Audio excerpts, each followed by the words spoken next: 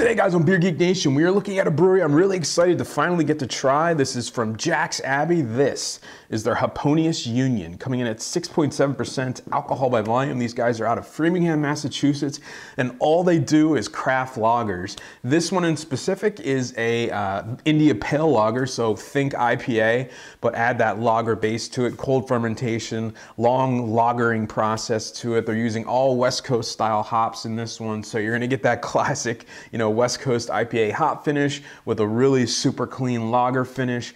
Again, really looking forward to Jack's Abbey's stuff. They're making a lot of waves in the craft beer community. I think a lot of people are afraid of lagers, and they're changing minds of a lot of those people. So looking forward to it. Let me get into a glass that you guys know how it smells, tastes, and give you the final verdict on Jack's Abbey's Hoponius Union.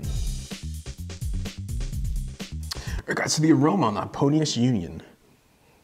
Yeah, it's huge. I mean, exactly what you would expect from a super fresh West Coast IPA. Grapefruit, pine needles, a bit of an astringency, a bit of a tropical, maybe a very, very light pineapple flavor in there.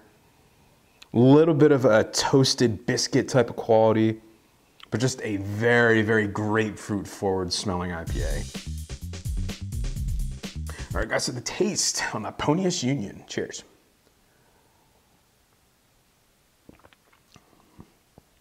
Yeah, I mean, it lives up to the aroma perfectly.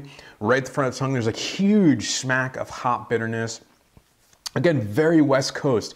Grapefruit, pine needles, like a lemon peel type of flavor. Middle of the mouth, those hops just continue to pump out the bitterness, a little bit of astringency in there, like a sugar-coated grapefruit skin starts to develop in the middle of the mouth, a little bit of sweetness, again, a little bit of breadiness in there, but because it is basically like a Pilsner, a light lager, it's really just kind of the base to kind of cover to carry the hop bitterness, the hop flavors.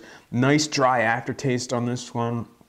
I'm getting more of the grapefruit, more of the pine needles. Very, very, very West Coast. Exactly what I would think of from a West Coast IPA, except it's coming from the East Coast. And again, that lager flavor is just so mellow and kind of neutral. It just helps to accentuate the hops even more. It's just super clean, refreshing, and easy to drink. Just awesome stuff.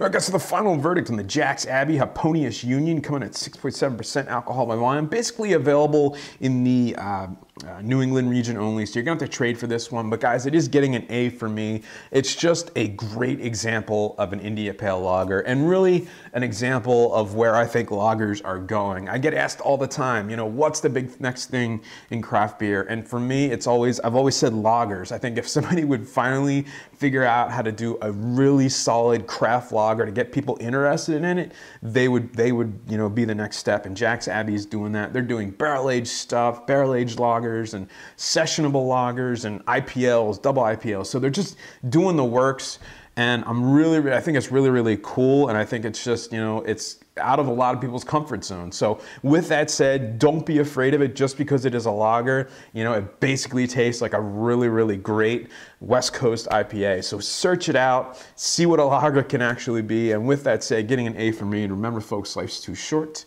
Drink amazing beers. Cheers.